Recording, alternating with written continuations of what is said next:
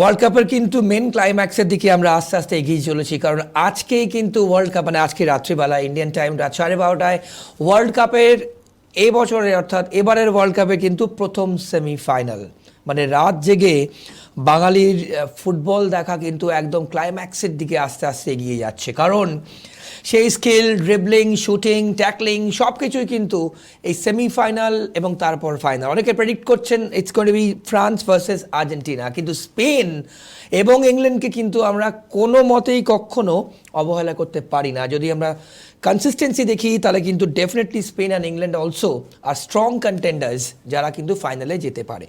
যাই হোক, আজকে আমাদের 12:30টার সময় প্রথম সেমিফাইনালে নামছে ফ্রান্স ভার্সেস স্পেন। এমবাপে পারবে আলটিমেটলি হাইয়েস্ট স্কোরার, মানে সিঙ্গেল হাইয়েস্ট স্কোরার হতে, সেদিকেও কিন্তু আমাদের নজর থাকবে। রিমিক মাঝি আমার সঙ্গে রয়েছেন, যার অ্যানালিসিস আপনারা ময়দান থেকে স্টুডিও এন্টায়ারলি এই টোটাল মার্কিন মুলুকে মহারণের আমাদের যে অনুষ্ঠান আপনারা শুনেছেন, দেখেছেন। এবং রিমিক কিন্তু অ্যানালিসিস ওয়াইজ ইন্ডিভিজুয়ালি ম্যাচ আপনাদের সামনে প্রেজেন্ট করেছে। রিমিক, তোমার স্বাগত।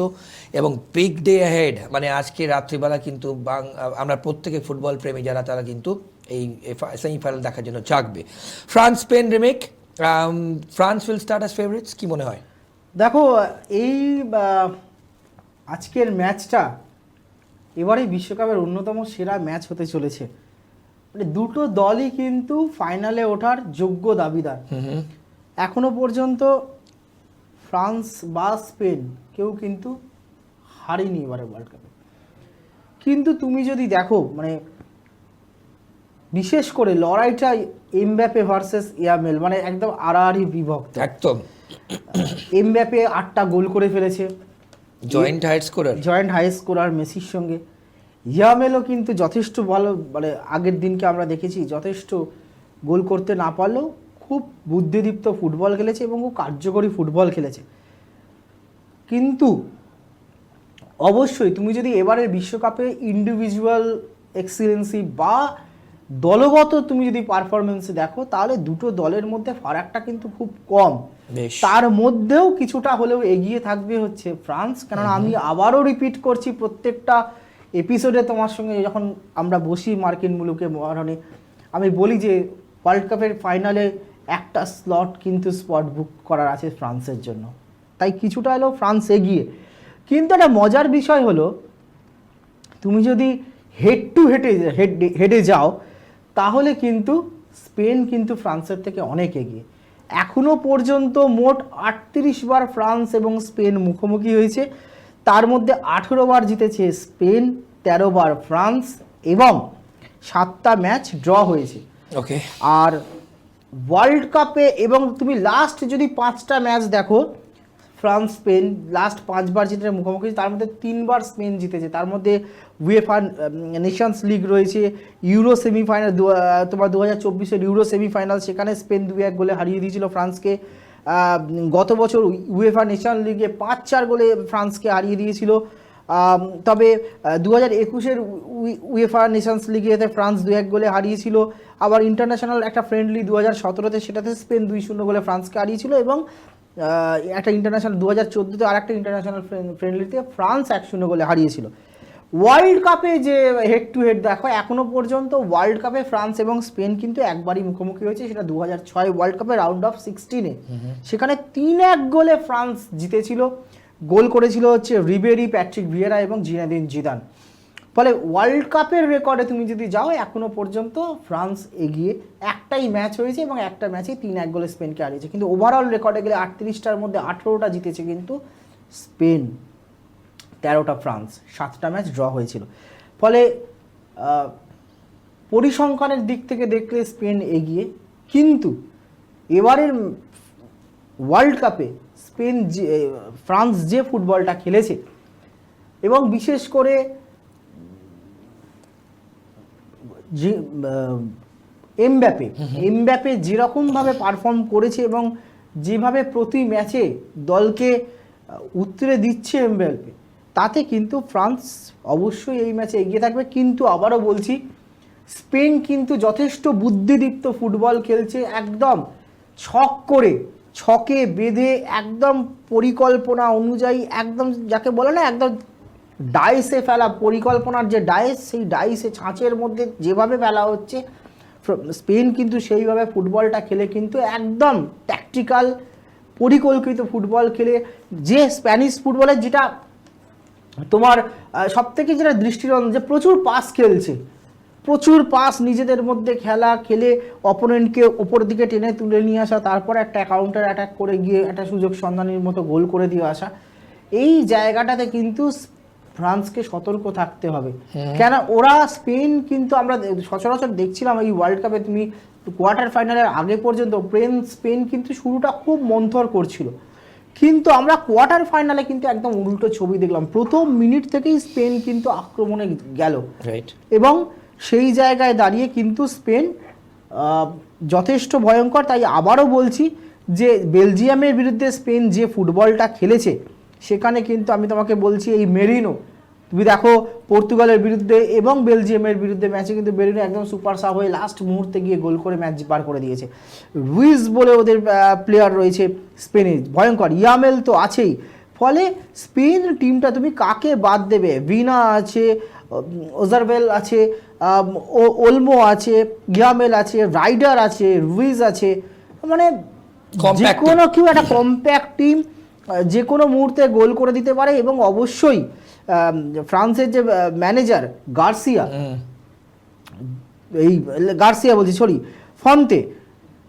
ফন্তে কিন্তু যথেষ্ট বুদ্ধিদীপ্ত ফুটবলটা খেলাচ্ছেন তার দলকে দিয়ে, যে কথাটা একটু আগেই বলছিলাম, একদম ট্যাকটিক্যাল ফুটবল। সেই দিক থেকে দেখলে ফ্রান্স দিদিয়ার দেশও, তিনি নিজে ওয়ার্ল্ড কাপ জিতেছেন, ওয়ার্ল্ড কাপ যেই ফ্রান্স দলের সদস্য ছিলেন, এই দলটাকে একদম নিজের মতো করে তিনি তৈরি করেছেন। এবং যেভাবে আমি আবারও বলছি, ফ্রান্স যে প্রেসিং ফুটবলটা প্রথম থেকে খেলে আসছে, তাতে কিন্তু এই ম্যাচে অবশ্যই ফ্রান্স কিছুটা হলেও এগিয়ে থাকবে, কিন্তু স্পেনকে কোনোভাবেই তাচ্ছিল্য বা অবহেলা করার কোনো জায়গা নেই, খুব নেক টু নেক ফাইট হবে। বেশ রিমিক, এবার একটা কোয়েশ্চেন যেটা প্রত্যেক মানুষের, অর্থাৎ আপনারা যারা ফুটবল ভালোবাসেন, ইনফ্যাক্ট আমারও মনের প্রশ্ন, 5টা নাম আমি তোমায় বলবো, তুমি যেভাবে অ্যানালিসিস করেছো এবং আপনাদের সামনে আমরা তথ্য নিয়ে ইন্ডিভিজুয়ালি কিন্তু ম্যাচ ওয়াইজ আমরা অ্যানালিসিস আপনাদের সামনে করেছি।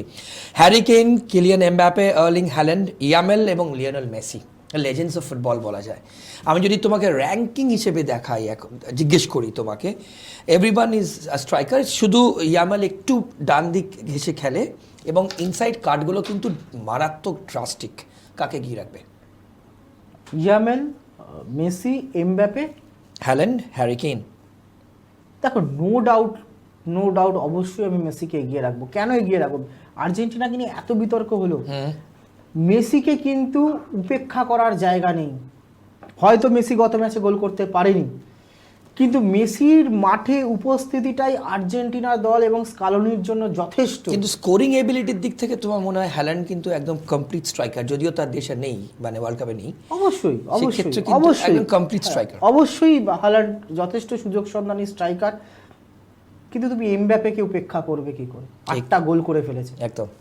ফলে এদের মধ্যে ওই তুলনাটা হবে না। কিন্তু তুমি যদি আমাকে বলো, তাহলে কিন্তু মেসি এবং এমবাপে, তারপরে হ্যারি কেইন, হল্যান্ড এবং ইয়ামেলকে আমার মনে হয় এখনো এমবাপে, মেসি এদের সঙ্গে তুলনা করার মতো জায়গা নেই। অসম্ভব ট্যালেন্ট, মানে তার ইনসাইড কাট করা অসম্ভব ট্যালেন্ট। এবং আমি যে কথাটা তোমায় বলছি শান্তনু, যে এই যে আমরা খালি এমবাপে করছি, তুমি যদি ফ্রান্স টিমটার দিকে দেখো, খুব একজন ভয়ঙ্কর প্লেয়ার রয়েছে যে কোনো মুহূর্তে ম্যাচের রং বদলে দিতে পারে। দুজন, একটা হচ্ছে ওলিসে এবং হচ্ছে ডেম্বেলে। কারেক্ট। তুমি ওলিসেকে কিন্তু কোনোভাবে উপেক্ষা করতে পারবে না। ওলিসে কিন্তু অনেকটা হচ্ছে তোমার ব্রাজিলের রিভাল্ডোর মতো। ভাই ওলিসেকে তুমি কোনোভাবেই উপেক্ষা করতে পারবে না। ওলিসের ওপর কিন্তু নজর রাখতে হবে স্পেনকেও। শুধু যদি ডেম্বেলে আর এমবাপেকে সামলাতে স্পেন যদি মত্ত হয়ে ওঠে, পরিকল্পনা করে, ওলিসে কিন্তু যে কোনো মুহূর্তে স্প্যানিশ আর্মাডার ডিফেন্স ভেঙে চুরমার করে দেবে। ফলে ওলিসের ওপর আমি আবারও বলছি, আজকের ম্যাচে আমি জানি না এমবাপে গোল করবে কিনা, ডেম্বেলে গোল করবে কিনা, কিন্তু আমার বাজি তুমি যদি বলো, তাহলে আমি কিন্তু ওলিসেকে এগিয়ে রাখবো। তাহলে কি আমার আজকে নজর মোটামুটি ওলিসের দিকে থাকবে। এমবাপে ভার্সেস ইয়ামেল মানে মোটামুটি বলতে পারো, আমি আবারও বলছি তো এই দৈরথ দেখতে যাচ্ছে। এমবাপে ভার্সেস ইয়ামেল দৌড়ত হলেও আমি কিন্তু বারবার বলছি এই ওলিসে প্লেয়ারটার দিকে নজর রাখতে হবে। সবাই ডেমবেলে একদিকে দুই, এক ওপরে একা এমবাপে, আর এই দুটো উইংয়ের মাঝখানে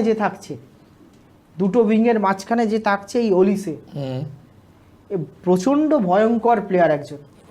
আমি আবারও বলছি, ওলিসের ওপর যদি স্পেন যদি ওলিসেকে নিয়ে সতর্ক না হয় তাহলে কিন্তু স্পেনের কপাল পড়বে। আমাদের সময় প্রায় শেষের দিকে রিমিক, তাহলে শেষ পর্যন্ত যা প্রেডিকশন তুমি আগের ম্যাচে মানে আগের এপিসোডে বলেছিলে, France will start as favourites. কোনো সন্দেহ নেই, ফ্রান্সকে আমি এগিয়ে রাখবো। ওই তুমি যদি বলো ওই 55-45 এরকম, 55% আমি ফ্রান্সকে এগিয়ে রাখবো, 45 স্পেন। তবে ফুটবল পুরোটাই আনসার্টেনিটি খেলা, যে কোনো দল যে কোনো মুহূর্তে একটা গোল কিন্তু সব হিসেব বদলে দিতে পারে।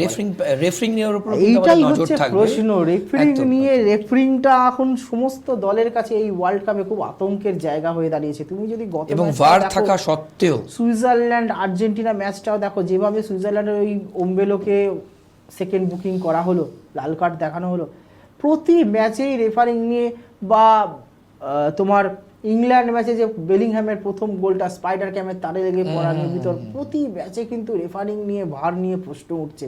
মানে এই রকম আমরা সচরাচর ভারতীয় ফুটবলে, আমরা কলকাতার ফুটবলে রেফারিং নিয়ে এইসব আলোচনা শুনতে দেখেছি, ক্লাব কর্তারা ফুটবলাররা এরকম অভিযোগ, কিন্তু ওয়ার্ল্ড কাপের মতো মঞ্চে প্রতি ম্যাচে এরকম রেফারিং নিয়ে ভার নিয়ে যে প্রশ্ন হচ্ছে সেটা খুব আনফর্চুনেট। এবং প্রত্যেকটা ম্যাচেই মাঠের বাইরের এই বিষয়টা নিয়েও আমাদেরকে চিন্তা করতে হচ্ছে এবং ভাবতে হচ্ছে, কেননা এমন কিছু ডিসিশন হয়ে যাচ্ছে তাতে কিন্তু ম্যাচের যে সৌন্দর্যটা নষ্ট হয়ে যাচ্ছে। এবং ইতিমধ্যেই আমরা দেখেছি ইজিপ্ট থেকে শুরু করে নরওয়ে থেকে শুরু করে প্রচুর দল তারা কিন্তু এই রেফারিং এবং ভার নিয়ে প্রশ্ন তুলেছেন, এবং ফিফাও এই রেফারিং নিয়ে কিন্তু যেভাবে কোণঠাসা হয়ে রয়েছে তাতে কিন্তু ভবিষ্যতে ফিফাকে ভাবতে হবে। এবং সেই কারণেই আমি বলছি যে শুধু দলগত পারফরমেন্সের বিচার দেখলে হবে না, বা মাঠের ওই 90 মিনিটের খেলা দেখলে হবে না, রেফারিংটাও কিন্তু এবারে কিন্তু সমস্ত দলের কাছে, এবং ভারটাও কিন্তু খুব আতঙ্কের জায়গা তৈরি হয়েছে। সেইটার সঙ্গেও বাঁচিয়েই কিন্তু সব দলকে খেলতে হবে। বেশ, শেষ প্রশ্ন করবো রিমিক, যদিও প্রথম সেমিফাইনাল হয়নি, আজকে রাত্রে আপনারা দেখবেন, তাও অনেকে কিন্তু বলতে শুরু করেছেন যে ফ্রান্স চ্যাম্পিয়ন হওয়ার চান্সে কিন্তু ম্যাক্সিমাম। তুমি কি সেটা মনে করছো? আমি তো প্রথম থেকেই বলে আসছি যে ফাইনাল, আমি নকআউট শুরুর আগে থেকেই বলছি এবারে বিশ্বকাপের ফাইনালে একটা জায়গা থাকবে ফ্রান্সের জন্য, বাকি একটা জায়গার জন্য বাকি 31টা দল খেলবে। আমি প্রথম দিন থেকে বলে আসছি, রাউন্ড অফ 32 শুরু হওয়ার আগে থেকে আমি বলছি যে একটা দল ফাইনালে স্পট বুক, সেটা হচ্ছে ফ্রান্স। বাকি একটা ফাইনালের, বাকি ফ্রান্সের প্রতিপক্ষ ফাইনালে কে হবে, ইংল্যান্ড হবে না আর্জেন্টিনা হবে, সেটা তো সময় বলবে। সেই ম্যাচ নিয়ে অনেক প্রশ্ন মানুষের মধ্যে, অনেক আশা, অনেক প্রত্যাশা, অনেক প্রশ্ন, অনেক আশঙ্কাও রয়েছে, ফলে সেই ম্যাচটা নিয়ে পরে আমরা আলোচনা করব। কিন্তু আজকের ম্যাচে আমি অন্তত মনে করছি সমস্ত দিক ওভারঅল বিচার করেছে, পরিসংখ্যান, হেড টু হেড পরিসংখ্যান বা অতীত পরিসংখ্যান যাই হোক, তাতে ফ্রান্স এগিয়ে। এবং ওয়ার্ল্ড কাপের স্ট্যাটও তুমি যদি দেখো তাহলে কিন্তু এখনো পর্যন্ত একবার মুখোমুখি হয়েছে, এবং 2006 বিশ্বকাপের রাউন্ড অফ 16, এবং সেখানে ফ্রান্স স্পেনকে 3-1 গোলে হারিয়ে দিয়েছিল। ফলে এটা নিশ্চয়ই এটাও মাথায় থাকবে দিদিয়ার দেশর, কেননা সেই দলের সদস্য দিদিয়ার দেশও ছিলেন সেই ফ্রান্স দলে, ফলে সেটাও যেমন মাথায় থাকবে। এই স্পেন গত কয়েক বছর ধরে, গত কয়েকটা বিশ্বকাপে যে ফুটবল খেলছে, তাহলে ফ্রান্সকে কিন্তু যথেষ্ট সমীহ করেই শুরু করতে হবে। তবে একটা জিনিস বলবো শান্তনু, ফ্রান্সের এই যে খেলাটাকে কিন্তু স্পেন স্লো করার চেষ্টা করবে। বেশ, আমাদের নজর সেদিকে থাকবে। অনেক ধন্যবাদ তোমার সময়ের জন্য। তাহলে ফ্রান্স না স্পেন, শেষ হাসি কার, কোন দেশ যাবে ফাইনালে, সেদিকে কিন্তু রাত জাগবে আজকে যারা ফুটবল ভালোবাসেন, অর্থাৎ আমরাও জাগবো, আপনারাও জাগবেন। আবার আগামীকাল কিন্তু এই ম্যাচের অ্যানালিসিস, তার সঙ্গে আর্জেন্টিনা ভার্সেস ইংল্যান্ড কারা হবে, আজকের ম্যাচে যারা জিতবে তাদের ফাইনালিস্ট কি খেলবে, সেদিকেও কিন্তু নজর থাকবে। আজকের পর্ব এ পর্যন্তই। অন্যান্য সব খবরের জন্য দেখতে থাকুন KGV বাংলা। নমস্কার।